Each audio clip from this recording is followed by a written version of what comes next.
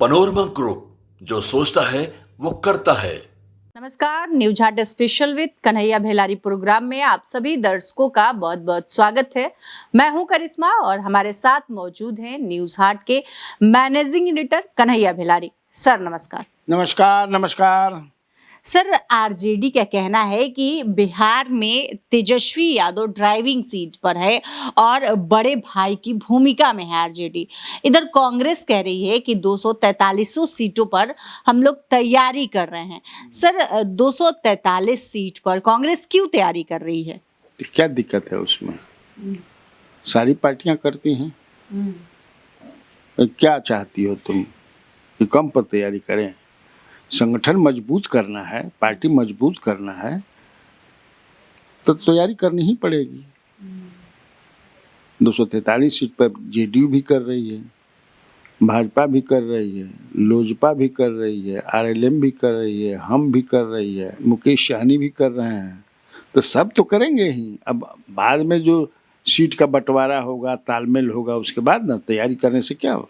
Driving seat पर तेजस्वी यादव है, CM face है, तो उससे क्या दिक्कत है?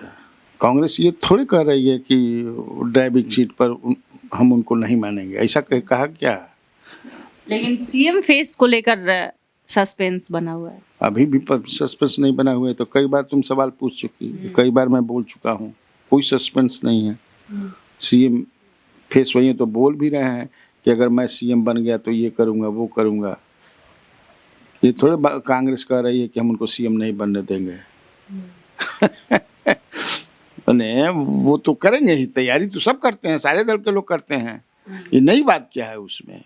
कैसे नहीं करेंगे? करना ही पड़ेगा, करना भी चाहिए भाई। ये लोकसभा का ही चुनाव होता है तो सारी पार्टियां जो है, नेशनल पार्टी जो है, वो सब तैयारी करती हैं सब सीट पर। 543-44 जो भी सीट है तो करती है कि नहीं करती है? कांग्रेस भी करती है, भाजपा भी करती है, चूँकि नेशनल पार्टी अभी दो ही न हैं, माने और हैं, लेकिन मूल रूप से यही दो हैं। तो उसी तरह ये भी कर रहे हैं। तो जो भी कांग्रेस के प्रवक्ता माने कह रहे हैं, उनके हवाले से तुम ये सवाल पूछ रही हो, जो खबरें छप रही हैं, तो ठीक है, करना चाहिए, कहीं नहीं करेंगे। मैं बताया ना शुरुआती दौर में कि अपने संगठन को मजबूत करने के लिए हर ब्लॉक में, हर पंचायत में ये लोग करते हैं। सर, पप्पू यादव कह रहे हैं कि हम लोग कांग्रेस को मजबूत करने के लिए काम कर रहे हैं। आरजेडी क्या सोचती है, खुश रहती है, इससे नहीं रहती है, हम लोगों को फर्क नहीं पड़ता है। तो आरजेडी खुश रहती है या नहीं रहती है, इससे फर्क नहीं पड़ेगा सर कांग्रेस में? तो ये पप्पू यादव ना कह रहे हैं। पप्पू यादव कांग्रेस में है क्या? मानते तो हैं सर। कैसे मानते हैं कांग्रेस? मुझे नहीं लगता है कि अगर वीटो कल के लगा दे तेजस्वी यादव कि कौन है, ये कहा पड़ पड़ पड़ पड़ करते रहते हैं, तो वहीं ब्रेक लग जाएगा। लग जाएगा कि नहीं लग जाएगा? तो पप्पू यादव बड़े नेता हैं, वो कुछ भी बोल सकते हैं। पप्पू यादव एक समय में कहते थे कि लालू यादव के उत्तराधिकारी असल में हम ही हैं। नहीं कहते थे? तो कहने दो, पप्पू यादव जैसे कितने लोग आते हैं जाते हैं। सर, पटना में कन्हैया कुमार पद यात्रा करने जा रहे हैं। युवा सब इस पद यात्रा में शामिल होंगे। कहा जा रहा है कि 5000 से अधिक लोग पद यात्रा में भाग लेंगे। सर, कन्हैया कुमार के इस पद यात्रा से कितना फर्क पड़ेगा? देखो, ये पॉलिटिकल कार्यक्रम है ना, एक रणनीति के तहत कांग्रेस मजबूत होना चाहती है। अपने को दिव्यांग वाला जो टैग लगा हुआ है उससे हटना चाहती है, अपना मजबूत होना। तो कन्हैया कुमार अपना लगे हुए हैं कई दिनों से। तीसरा फेज होगा इनका, पहला दूसरा बेगूसराय में राहुल गांधी भी शिरकत किए। अब यहाँ ये कह रहे हैं पटना में, आज ही कर रहे हैं। आज 10 तारीख है, तो ठीक है, करना चाहिए।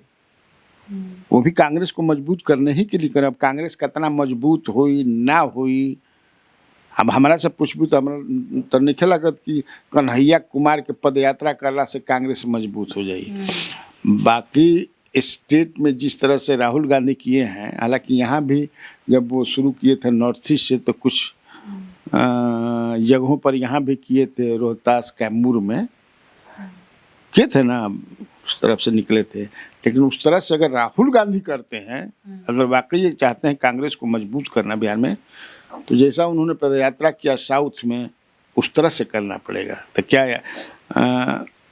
ऐसी कोई योजना है कांग्रेस की कि राहुल गांधी करेंगे? हम तो दिखाई नहीं पड़ रहा है। तो कन्हैया कुमार अभी इतना मजबूत नेता कांग्रेस के नहीं बने हैं कि वो कांग्रेस को यहाँ मजबूत कर देंगे। हमारा ऐसा नहीं लगता। सर, कांग्रेस कह रही है कि उसी नेताओं को टिकट दिया जाएगा जो सोशल मीडिया पर जिसका ज्यादा फॉलोअर्स होगा। सर, तो ये लोग कह रहे हैं कि नेता चुन रहे हैं या इन्फ्लुएंसर चुना जा रहा है। सर, आपको क्या लगता है इस हिसाब से टिकट देना कितना सही है?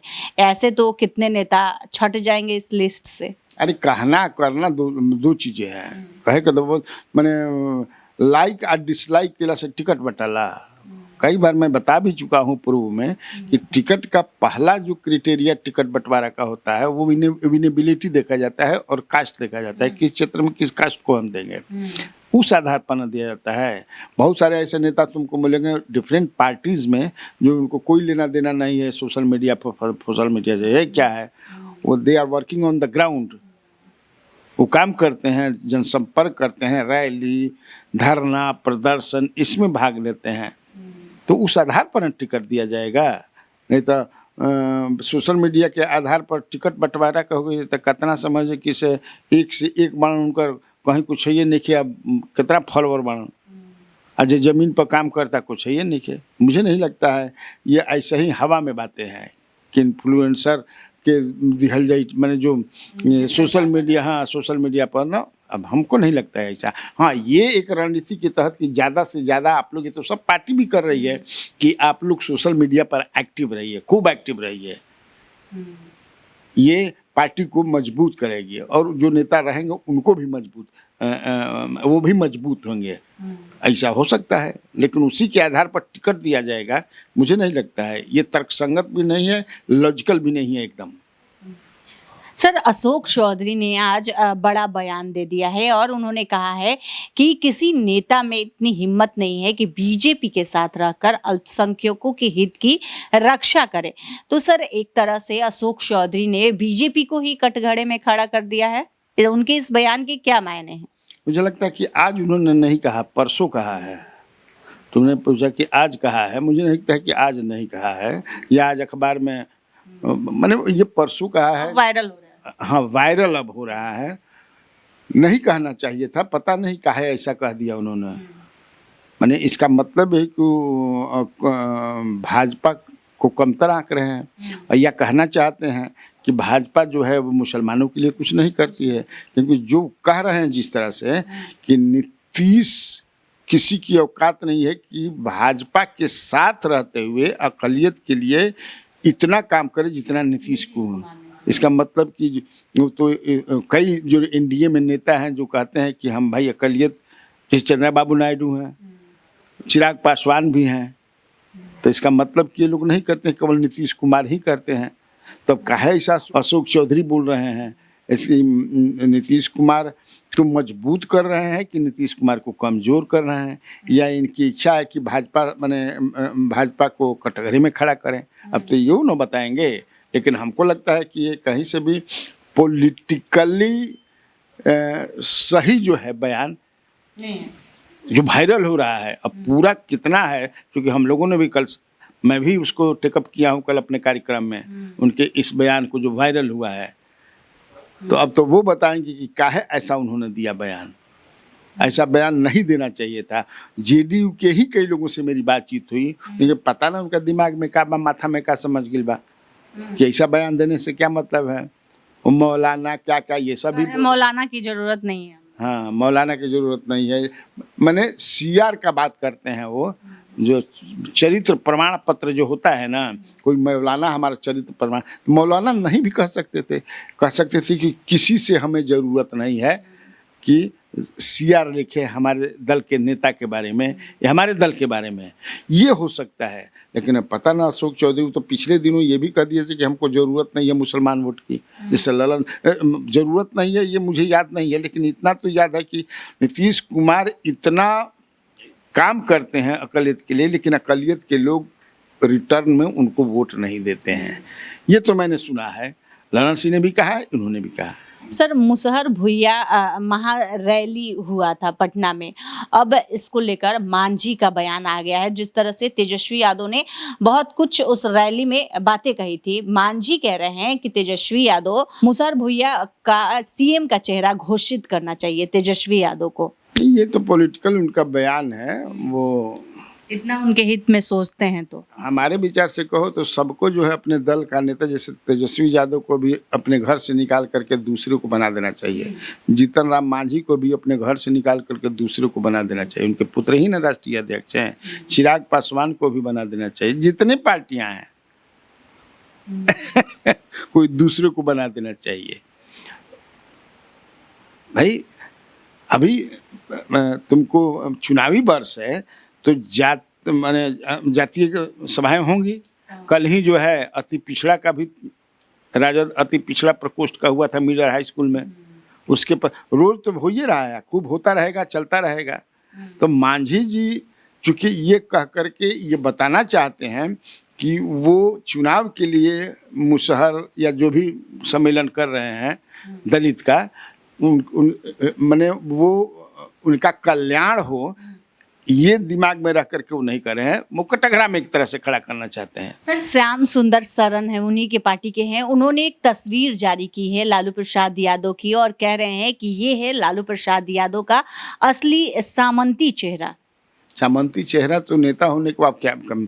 श्याम शरण जी जो हैं वो प्रवक्ता हैं, मुख्य प्रवक्ता हैं, जैसे क्या हैं वो, तो उस तरह से तो गोड़ लागते ही हैं, प्रणाम करते ही हैं लोग। बड़े से बड़े लोग हम देखे हैं, छोटा से छोटा नेता जो है, माने इन्हीं के जो संतोष सुमन है, मुझे लगता है कि उनको भी प्रणाम करते होंगे। उनसे बड़े बड़े लोग प्रणाम करते हैं, क्योंकि ये लोग एक चाहत होती है अंदर से कि हई ई कैला से समझिए कि हमारा का हई हो मिल जाए, हो मिल जाए, या हम कतना मानी ना कतना हम इनकर भक्त बानी। अरे दादा, माने प्रहलाद, जैसे प्रहलाद भगवान विष्णु के भक्त रहन, तो वही हमारे लिए आप भगवान विष्णु हैं, हम आपके भक्त हैं, इसलिए हमारा ख्याल रखिएगा।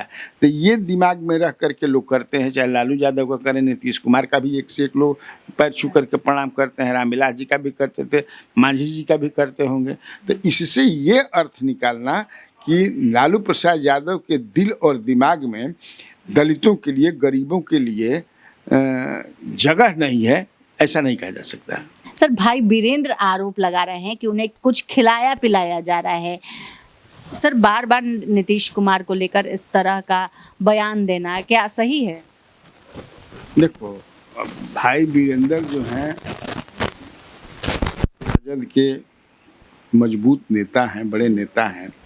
जब इनके साथ नीतीश कुमार थे तो ये जो अभी कह रहे हैं वो लोग कहते थे। मांझी जी ने भी कहा, सुशील मोदी तक ने कहा, सम्राट चौधरी ने कहा, विजय सिन्हा ने कहा ना भाई उनके स्वास्थ्य लेकर के। अब ये कह रहे हैं, कल इनके तरफ आ जाएंगे तो वो लोग फिर कहना शुरू कर देंगे। लेकिन तब ये है कि जैसा भी है हमारा नेता है, हम उसी अवस्था में उनको स्वीकार करते हैं। भाई मेजॉरिटी किसकी है? मेजॉरिटी एनडीए की है।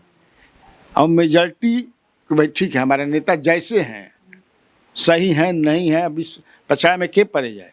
लेकिन ये तो है कि उनका स्वास्थ्य ठीक नहीं है, ये तो सब कह रहे हैं, वो लोग भी ऑफ द रिकॉर्ड कहते हैं। लेकिन है तो कोई विकल्प भी नहीं है। नीतीश अगर नहीं रहेंगे तो बड़ा दिक्कत हो जाएगा। फिर सरकार, चूँकि उनके साथ वोट बैंक है, तो इसलिए भाई वीरेंद्र कह रहे हैं। सर श्रवण कुमार का बयान आया है, उन्होंने कहा है कि तेजस्वी यादव को जनता जैसे दूध से मक्खी निकाल कर फेंका जाता है, उस तरह से जनता फेंक दी है, उनका अहंकार अब टूट चुका है। ये तो जनता ने बताएगी, चुनाव के समय न पता चले कि जनता फेंक देती है, बैठा देती है। तो श्रवण कुमार आज के नेता हैं, बहुत पहले के नेता हैं, वो तो सब चीज़ जानते हैं। तो श्रवण कुमार जी जो बोल रहे हैं, एक तरह से देखो है क्या कि अभी पूरा एनडीए जो है वो किस पर अटैक करता है, कौन उसके फायरिंग रेंज में है? तेजस्वी यादव है। उनको लगता है कि तेजस्वी यादव मजबूत हो रहे हैं तभी ना उन पर कर रहे हैं। और वो जो है किस पर कर, तेजस्वी यादव या राजद के लोग किस पर करते हैं? नीतीश कुमार पर करते हैं और बीजेपी पर करते हैं। तो ठीक है, ये चलता है। सर मुकेश सहनी को लेकर एक खबर आ रही है कि कहा जा रहा है कि मुकेश सहनी की बातचीत बीजेपी के साथ चल रही है। सर आपके पास क्या इंफॉर्मेशन है, सही खबर है? देखो, नेता या कब कहाँ कौन पार्टी जो है जाएगी, एक ठो तो चूंकि मुकेश सहनी जो है एक मजबूत नेता है, उनके पास वोट है, बढ़िया वोट है, तो क्यों नहीं चाहेंगे लोग। अब मुकेश सहनी बातचीत कर रहे हैं कि नहीं, मैंने पॉजिटिव इन लोगों के, ये तो देखने वाली बात हो गई, क्योंकि वो तो बार बार कहते हैं कि भाई हमको 60 सीट पर लड़ना है, यानी कि वो ज़्यादा से ज़्यादा सीट लेना चाहते हैं। वो ये भी कह रहे हैं कि हमारे बिना किसी की सरकार नहीं बनेगी, हम जहाँ रहेंगे सरकार बनेगी। कई बार भाषण में बोल चुके हैं। लेकिन एनडीए के लोग भी ये समझते हैं कि वो मजबूत नेता है, तो क्यों नहीं उनको, उनके आ जाने से एनडीए समझे कि अब हमको जीत में कोई मतलब शंका सुभा अब नहीं खे, अब तो यही आग गिलन, अब उनका साथे के रह जाई, लेफ्ट रही, कांग्रेस रही या तेजस्वी रही, तो उनका भी कितना वोट बा। इसलिए हम लोग उनको, प्रयास तो इधर से हो रहा है, ये मुझे भी जानकारी है, लेकिन उधर से रिस्पॉन्स कैसा है, मैंने तो अपने कार्यक्रम में कल बताया भी था कि उनके लिए 10 सीट रखा गया है। हाँ, पिछली बार 11 सीट बीजेपी ने उनको दिया था। हालांकि ऑफ कोर्स उसमें कांग्रेस के ये भाजपा के कैंडिडेट 6-7 थे, लेकिन सीट तो दी गई थी 11। तो उसी को मैंने ध्यान में रखते हुए कि भाई 10 सीट तरह के बाद इन्हें आ जा, तब वो आते हैं कि नहीं, बातचीत हो रही है कि नहीं, ये मतलब उनके तरफ से क्या रिस्पॉन्स है ये हमको जानकारी है। हमसे पूछोगी तो हमको लगता नहीं है कि अब वो आएंगे इधर, क्योंकि जितना उनको सीटें चाहिए वो 20 से कम पर नहीं लड़ेंगे। ये संभव है जब वो रहेंगे महागठबंधन में, तभी संभव है कि 20, 22, 25 जो भी है। यहाँ तो 20, 22 मिलने का सवाल नहीं है, यहाँ 8, 9, 10 जो भी मिले। सर जदयू के जो नेता है, चुनावी टास्क उनको दिया गया था, उसमें 80 से 90% जो नेता हैं वो फेल हो चुके हैं। इसमें कहा जा रहा है कि जो टास्क दिया गया है वो फर्जी तरीके से उन्होंने पूरा किया है। क्या टास्क दिया गया था? कि जो लोग हैं उनको वोटर लिस्ट में नाम जोड़ना है, जिला में किस तरह से काम हो रहा है वो सब करना था, तो वो फर्जी तरीके से वो सब कुछ चढ़ा दिए हैं। जगह मुझे लगता है कि ज़्यादातर पार्टियों में नेता हैं वो सदस्य उदस्य इसी तरह बनाते हैं। चूँकि मैं भी पार्टी में रहा हूँ, पॉलिटिकल पार्टी में, कई बार तुमको बता भी चुका हूँ कि मैं लोकदल में रहा हूँ शुरुआती दौर में, उसके छात्र विंग में या युवा विंग में। ऐसा ही बैठ के बनाया जाता है कि हतना बना देबा तो सक्रिय हो जीवा, तब बैठल बैठल आदमी बना दे रहा, अपने बगल में से पैसा दे दी, तो वही ये लोग कर रहेंगे। लेकिन अब ऐसा नहीं चलेगा, बहुत कुछ बदल गया ना। आप वो कर रहे हो पता भी चल जाएगा, पहले पता उतना ना चलत रहे। हाँ, अब तो पता चल जाई ना, डिजिटल हर चीज हो गई बा। अब माने उसे सफलता भी ना मिली, जो आपका जो चाहते हैं वो हासिल नहीं होगा, तो एक्सपोज हो गया। इसीलिए बैठक ली गई तो पता चल गया, भंडाफोड़ हो गई। तो ये एक सेटबैक है कि इतना मेहनत कर रहे हैं। चूँकि नीतीश कुमार के नेतृत्व में जेडीयू तो लगातार मजबूत ही होते रही है, कमतर तो हुई नहीं है, तो ये उनके लिए सेटबैक है। तो उसमें लगता है कि कुछ सुधार करने की भी बात चल रही है। 20 दिनों का समय दिया गया है ना, 20 दिन का समय, तो उसमें वो अपना सुधार लेंगे। तो आज के इस वीडियो में बस इतना ही। आगे की खबरों के लिए आप हमारे चैनल न्यूज हाट को सब्सक्राइब कर ले। अगर फेसबुक पर देख रहे हैं तो पेज को लाइक करना न भूलें। हमारी वेबसाइट है newsheart.com, उसे भी जरूर विजिट करें। धन्यवाद।